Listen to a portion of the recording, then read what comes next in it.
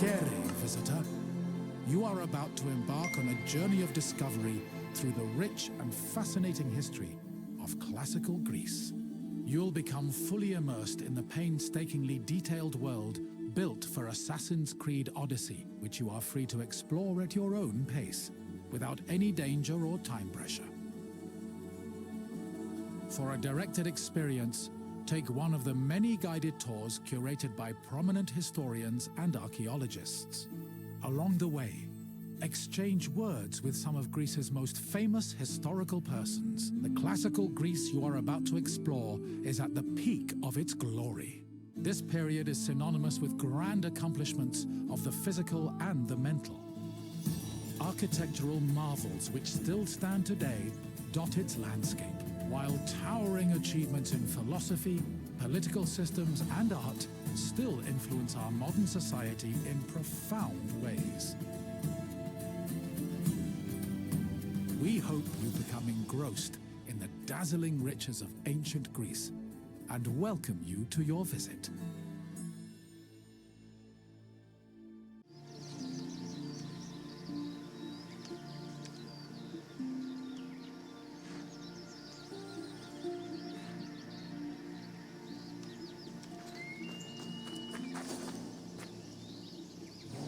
Welcome, visitor, to Thermopylai. Thermopylai stirs many feelings in my heart. Rage at the Persians' arrogance. Regret that I could not do more. But mostly, I feel proud. Proud of my city, and of my men, who fought to protect the very soul of the Spartan people. For those few fateful days, they were my brothers. I miss them all. Thermopylae was where a courageous group of Spartans stood amongst other Greek soldiers and held off the forces of King Xerxes, the Persian. When you're done, find me and we'll speak more.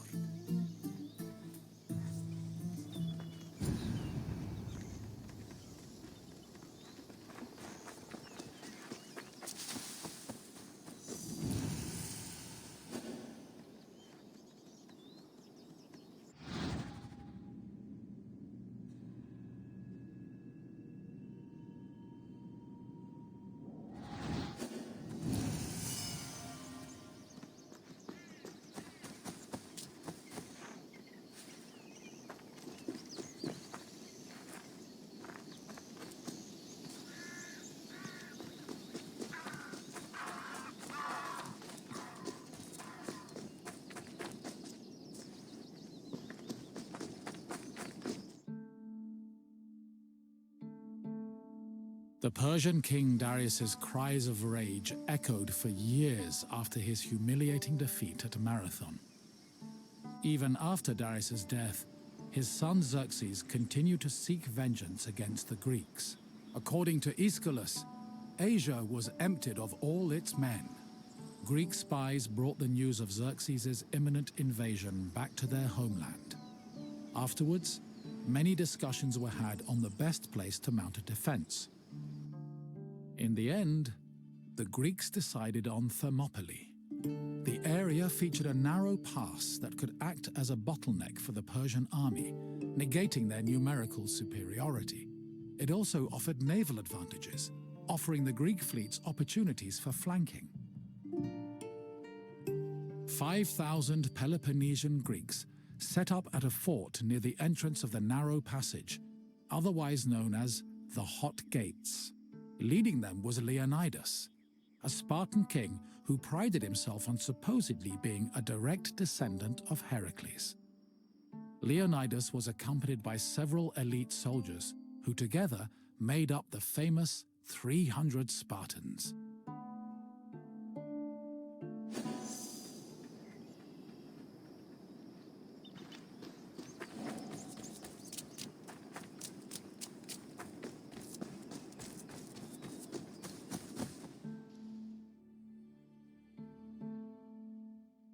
The Persian army arrived in the summer of 480 BCE, preceded by a flood of rumors regarding their strength and numbers. It was claimed they consumed 6,000 tons of wheat every day, and that they dried every river and brook they passed to quench their near insatiable thirst. During their march to Thermopylae, the Persians faced no opposition, and in fact increased their numbers further by recruiting more soldiers from other Greek cities and places like Thrace.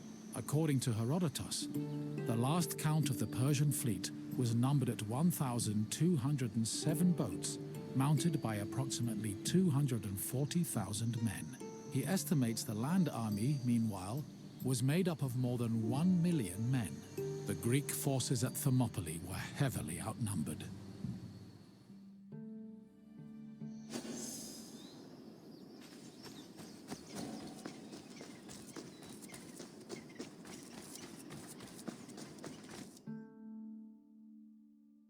Xerxes believed that at the sight of his massive army, the Greeks at Thermopylae would flee in terror.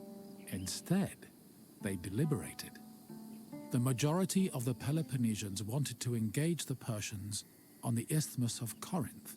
Leonidas, meanwhile, believed it was wiser to stay put in Thermopylae. While the Greek forces debated, a Persian horseman was sent to spy on the enemy. He returned to Xerxes with surprising news. Not only were the Greeks not fleeing, but the Spartans guarding the fort were exercising and combing their hair. A far cry from the fearful soldiers Xerxes expected. To increase the pressure on the Greeks, Xerxes waited 4 more days, then attacked on the 5th. The Persians faced heavy resistance and suffered many losses, and Herodotus says Xerxes leaped 3 times from his chair, seized with fear for his army. The following day proved to be just as difficult for the Persian forces, and the Greeks continued to stand their ground.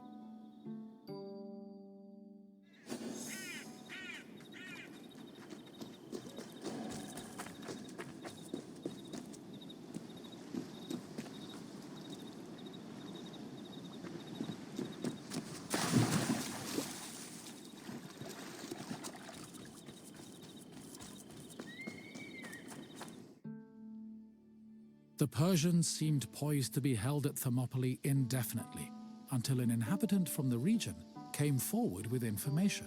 He told the Persians of another route which could take them around Thermopylae.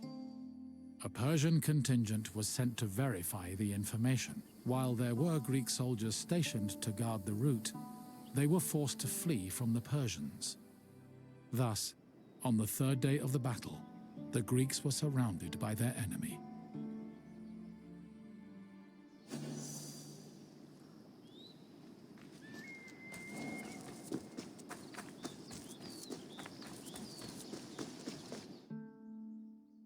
With the Persians both in front of and behind them, the Greek forces at Thermopylae realized they had 2 choices: flee to live another day, or stand and fight till their last breath. Most of the Greeks chose the former option, but some stayed, including Leonidas and his 300 Spartans. For the Spartans, dying a glorious death was one of the highest honors they could achieve. The few members of Leonidas's Spartans who did not participate in the last stand at Thermopylae felt that they had missed an opportunity for honor and either committed suicide or continued living under the mockery and disgust of their fellow citizens. The Spartans' last stand was not only for glory, though. Had they not held off the Persians, the Greeks' retreating forces would probably have been cut down by enemy horsemen.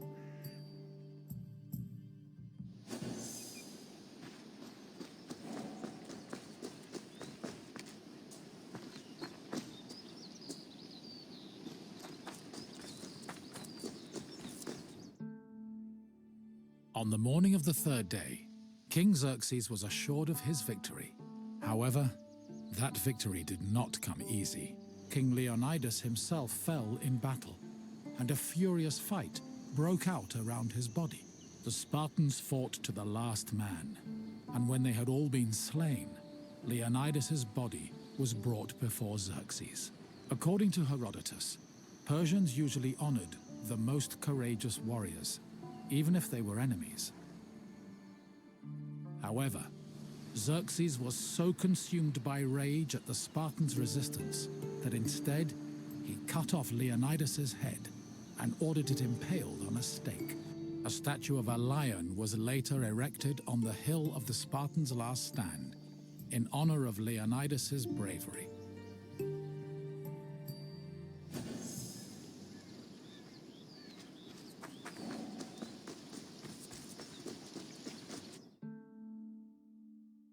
Though they were victorious, the Battle of Thermopylae shook the morale of the Persian army. They had lost thousands of men, while Greek casualties only numbered in the hundreds, and due to the sacrifice of the Spartans, the rest of the Greek army had been able to successfully retreat and regroup. As a result, even as Xerxes set up camp at the foot of Athens' Acropolis, ready to get revenge for his father's humiliating defeat at Marathon, the Persians were more anxious than confident. They were more aware than ever that the Greeks did not fear them and were ready to die defending their land.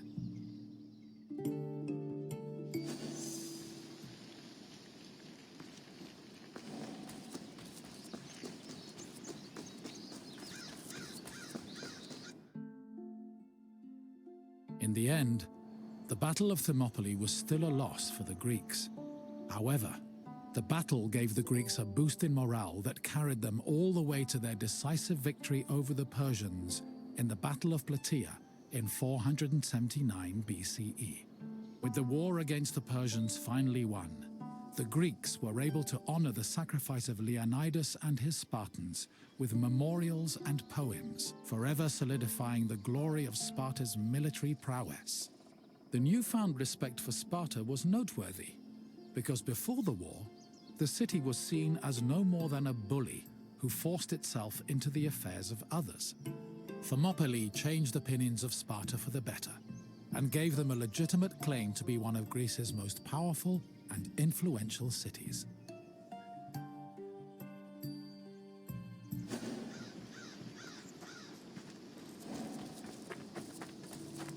You've finished. I hope you understand the magnitude of the sacrifices made at Thermopylae. Without them, the Greek people would have surely ended as a footnote in Persian history. Is there something else you'd like to do? If you think you're ready, let's begin. First question. Who was Xerxes' father? Yes, one of the main reasons Xerxes invaded Greece was to get revenge for Darius' defeat at the Battle of Marathon. Another question for you. Which battle is seen as the final victory against Xerxes' Persian forces?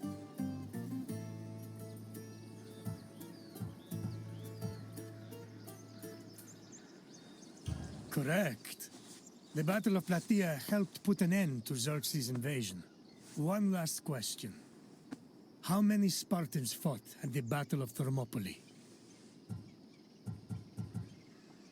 Yes, 300 of us stood against Xerxes' forces. You've done well, visitor.